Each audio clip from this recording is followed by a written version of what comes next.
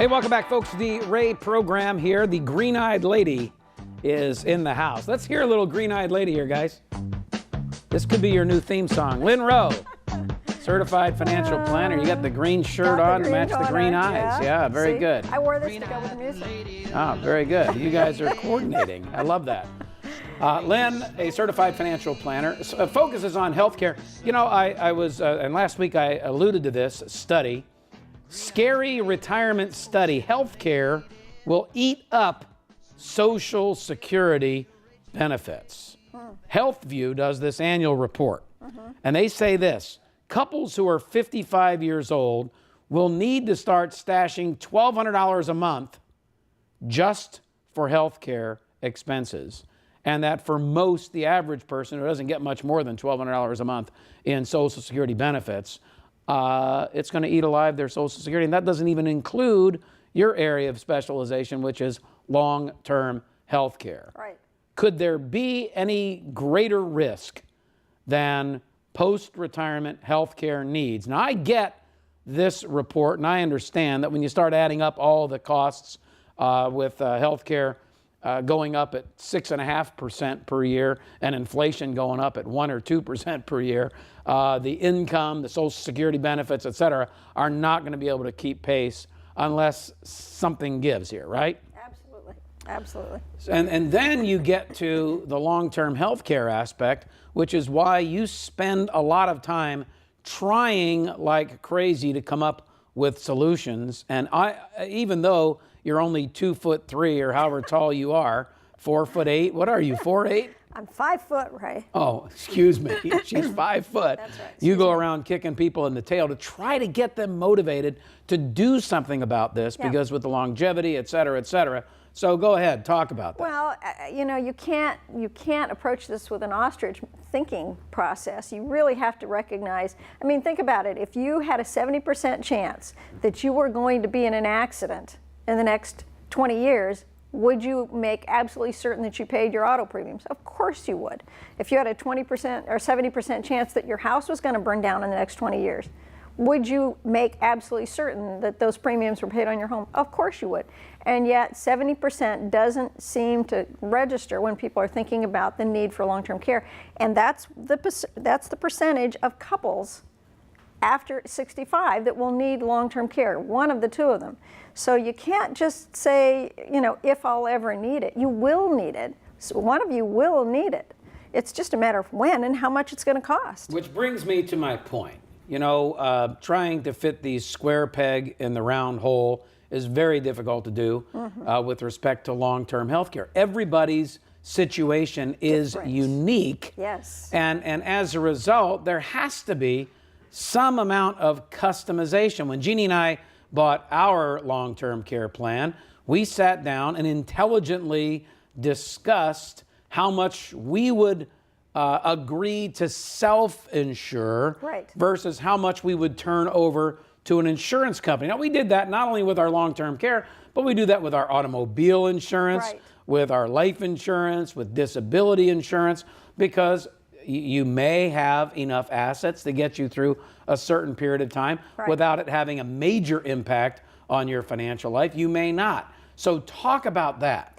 Well, and you bring up a very good point, because one size just does not fit all. You know, looking at the probabilities and so forth, that's one thing. But looking at, you know, the average, what does the average person get in the way of coverage? Well, the average doesn't necessarily apply to you. Look at your family history. Do you have a history of diabetes in the family, or strokes, or dementia? If those are the kinds of things that you see in your family history, then clearly the typical kind of contract that people get for their long-term care isn't applicable. On the other hand, assuming that you're both going to need the same amount of coverage may not be applicable either. Shared care has a big impact on all of that too. So that's one of the benefits that I routinely look at with couples, because then you can share your benefits. Whoever survives the other, whatever's left over, they'll inherit.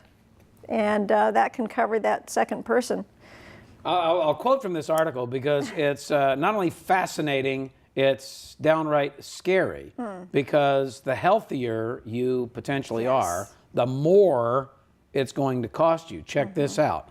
A couple retiring in 10 years at the age of 65 can expect health care expenses to subsume about 90% of their lifetime Social Security benefits. Thus, the lifetime health care tab for a healthy 55-year-old male can be expected to reach $223,000 based on his life expectancy of 86, yet his type 2 diabetic counterpart's life expectancy of 76 translates into lifetime health care costs of just $118,000. It's counterintuitive, right, but it's true. You know, the good news is we're living longer. Medicine's doing great things for us, but the problem is we still have to deal with issues as we live longer of frailty, of disabilities that we didn't see before because people would die from the cancer or they would die from the stroke or something along those lines, whereas now they might be okay, but they need help. Yeah, you know, I was reminded by an article I was reading early this morning about when Social Security was first enacted. People were basically supposed to die before the benefits actually kicked in.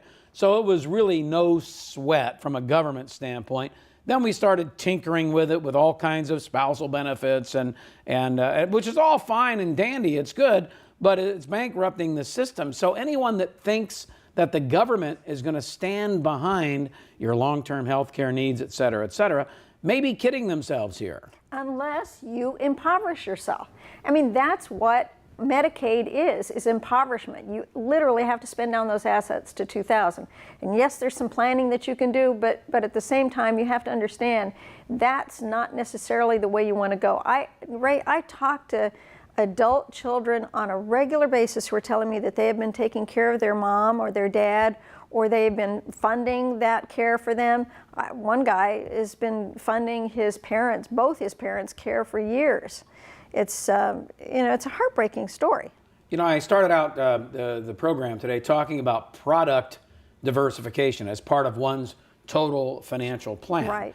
And obviously, when we discuss things like healthcare, most people don't see that as part and parcel of one's overall investment portfolio, if you will. Right. But if you have a healthcare need and it's going to extract $5,000, $8,000, $10,000 a month from your portfolio, that is indeed a negative investment in your portfolio and a risk that needs to be managed. Absolutely. And doing that kind of overall total care financial planning is so critically important. As Ray said, you can't just, buy a policy or get a quote and buy it from somebody, who's selling it to you.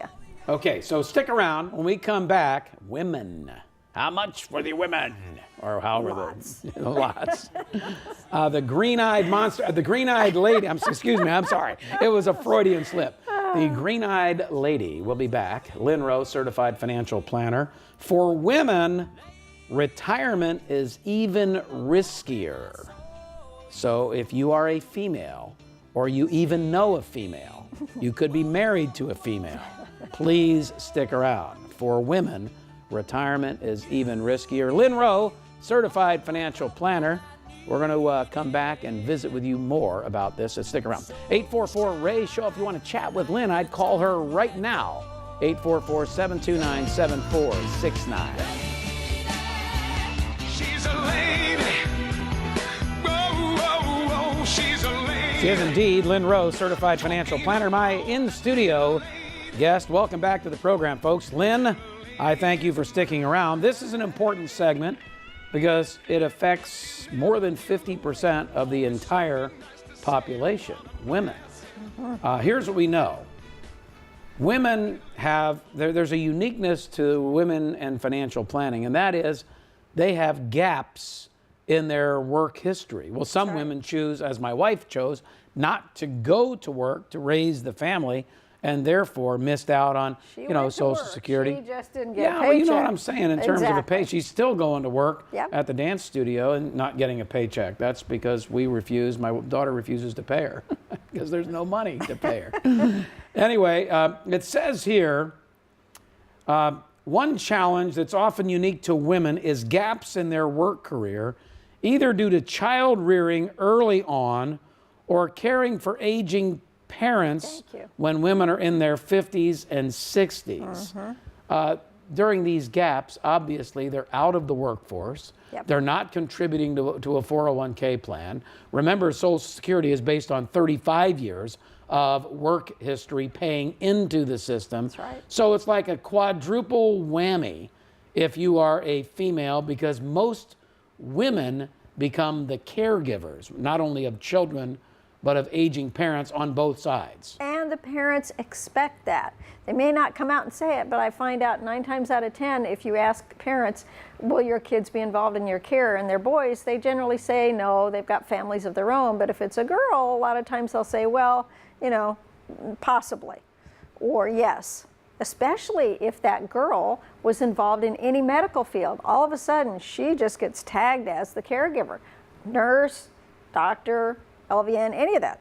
So in light of that, all right, why is it then so hard, you and I were just talking off the air, so hard to convince people that this is something that they really don't have much of an option anymore? It's not like this is optional. Right. It's like if it's going to happen to planning. 70% of individuals, and most of those individuals are women, why is it that it's so hard to convince them? Is it just simply because of the cost factor? Well, it's, as I mentioned earlier, it's that ostrich effect. It's like, well, you know, I'll deal with it later. And I understand, you if you can put it off, you do put it off. As I say on my website, my job is to get those good intentions off the good intentions table and over to the good decisions table. So from that standpoint, people are kind of putting it off, but they're also not being realistic about the odds of them needing care. It gets back to, if I'm going to need it. I don't know whether or not I'm going to need it. What if I never need it? I hear that phrase way too many times, and it's not a matter of if you're going to need it, it's a matter of when you're going to need it. May not be you, probably going to be your spouse. If you're married, 70% chance.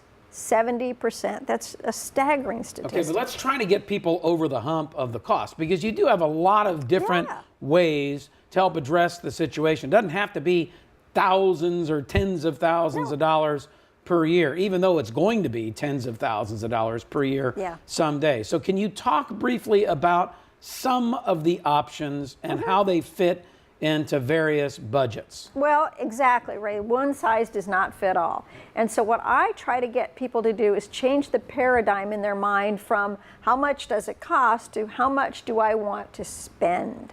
If they have a dollar amount in mind that can work into the budget, start with that dollar amount. Don't start with what is the long-term care cost. Figure out what your budget can adopt comfortably, and then let's get as much coverage as we can with that amount of money. That's the most logical way to do it. Frankly, you buy a car that way, why wouldn't you do it this way? You know, I just found out, I didn't just find out, but I found out a while back that a company that I worked for many years ago provided a defined benefit pension plan. I thought it was just a 401k. This was like, 20 some odd years ago. And I found out that it's, it's a couple of grand a month. Yeah. And so I haven't received any checks yet. You're getting a benefit. I'm going to get a How benefit, exciting. a pension benefit. All these years I've been saying, nah, I don't get a pension benefit. But I started talking to my wife about that, and I'm going, like $2,000 a month, that makes a huge difference. Yes, it does. A huge difference. So think about, in the context of healthcare, getting $2,000 a month or $3,000 a month. It may not be the $5,000 a month you might need, but it goes a long way toward helping you solve the problem. Huge. It helps you to take that retirement plan that you have worked so hard to put together and stretch it out longer, because you'll need it. You'll need it to supplement the need for the care, but you'll need it to live on too. So you want to protect that part of your portfolio as much as you can. That's an important part of things. So the other thing that I know a lot of people do, and I want to ask you about this, is they say, well, I'm going to buy a life insurance policy, and that life insurance policy will pay a death benefit and replenish the money that I would potentially have to spend on long-term health care. That's not necessarily a bad strategy, is it? Well, it depends on how long you need the care. I mean, let's face it, somebody's got to come up with the money while you need the care. So 3-4 years of deferring that is kind of tough, because it's draining down the resources for your spouse.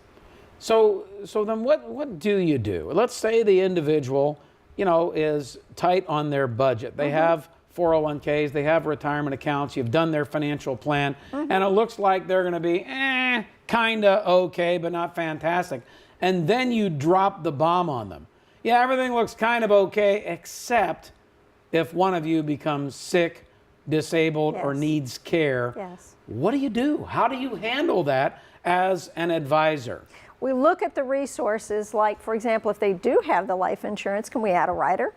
Is there a possibility of adding a long-term care rider? If not, then can we maybe do a 1035 exchange if there's a cash value into the type where you can actually have a single payment?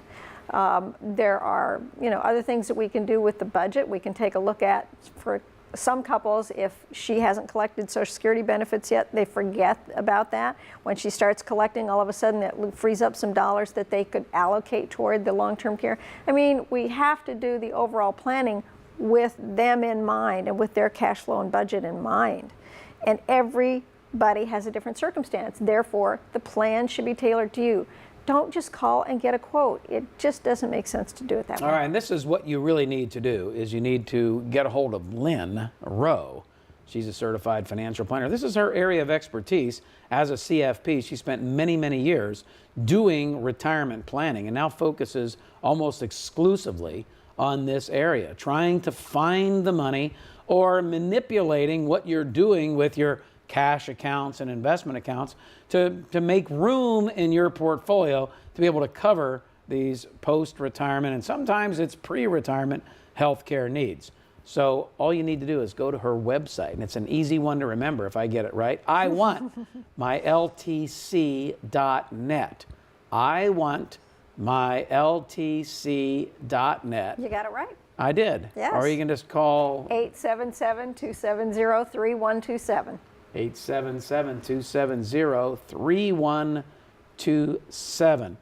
So important, because every woman listening right now and watching right now needs to take the bull by the horns here and do something about it. I'll give you one example. I had a call, it must have been 5, 6, 7 years ago now on this very program. And a person said, well, I don't really think I can afford to pay for long-term care. I recognize how important it is.